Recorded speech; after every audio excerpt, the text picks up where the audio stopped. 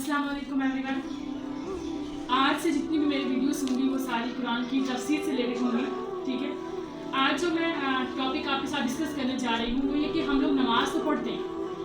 पाकिस्तान में 70 to 80 people ऐसे हैं जो नमाज़ तो पढ़ते हैं पर वो नमाज का तर्जुमा नहीं जानते। देखिए, ऐसे हम नमाज के लिए खड़े होते हैं, हमें ये पता ही नहीं होता कि हम अपने रब से क्या बात कर रहे हैं। हम ये कह रहे हैं कि हम नमाज़ पढ़ते हैं, आप आयत कुर्सी पढ़ते हैं, बार बार आयत कुर्सी पढ़ते हैं, वहाँ पे वला युहीतूना बिशैइन मिन इल्मी कि अल्लाह के पास सबसे ज़्यादा इल्म है। तो आप लोग इस चीज़ को एग्री करो कि अल्लाह के पास सबसे ज़्यादा इल्म।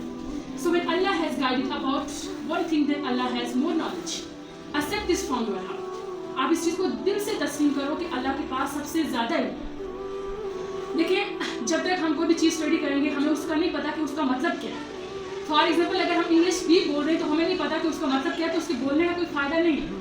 इसी तरह जो नमाज हम पढ़ते हैं, सबसे पहले हमें ये होना चाहिए कि जो नमाज हम पढ़ रहे हैं, आप आज इस चीज़ पे गौर करें कि आप जो नमाज पढ़ रहे हैं आपको नमाज का तर्जुमा आता है। जब नमाज का तर्जुमा नहीं है, हम नमाज में क्या होता है, हम अल्लाह से बात कर रहे होते हैं।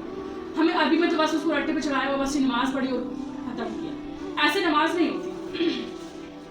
देखिए, दूसरी बात ये होती है कि कुछ लोगों ने मुझे कहा था कि आप ये वीडियो बना दें कि कुछ ऐसे फैसले होते हैं कि जैसे वो हो चुके होते हैं, हम उनमें खुश नहीं होते। मैं वीडियो को इसी तरफ लेके गई हूँ, लेकिन जो नेक्स्ट मेरी वीडियो होंगी वो सारी ऐसी होंगी। सबसे पहले वीडियो कुरान पाक से लेकर स्टार्ट होगी मेरी। अब देखें, जो चीज़ हमारे लिए, कुछ चीज़ें ऐसी होती हैं जो वक्ती चीज़ें हमारे लिए बेहतर नहीं हो, हमें लग रहा होता है कि हमारे लिए चीज़ बेहतर नहीं है, हम उस चीज़ को एक्सेप्ट नहीं कर पा रहे होते। लेकिन टाइम गुजरने के साथ साथ ऐसा होता है कि हमें समझ आ जाती है कि वाकई में चीज़ हमारी बेहतर है।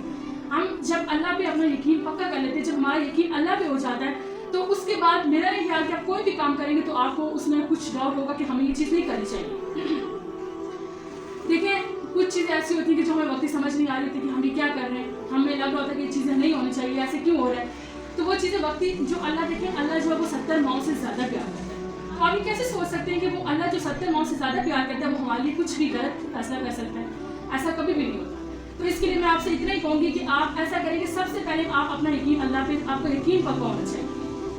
आपका अगर यकीन नहीं होगा, आपने इधर दुआ की उधर कबूल नहीं, और आपने कहा बस मैं तो दुआ की वो कबूल ही नहीं हुई। देखिए, दुआ कभी रद्द नहीं होती। दुआ की 3 सिचुएशन होती है, या तो फौरन कबूल होती है, या कुछ टाइम लगता है, और या वो आखिरत, अगर वो कबूल नहीं हुई तो उसका अजर आपको आखिरत में मिलेगा, लेकिन दुआ रद्द नहीं होती। ये बात अपने ज़हन में डालें कि जो आप दुआ करते हैं वो कभी भी रद्द नहीं होती।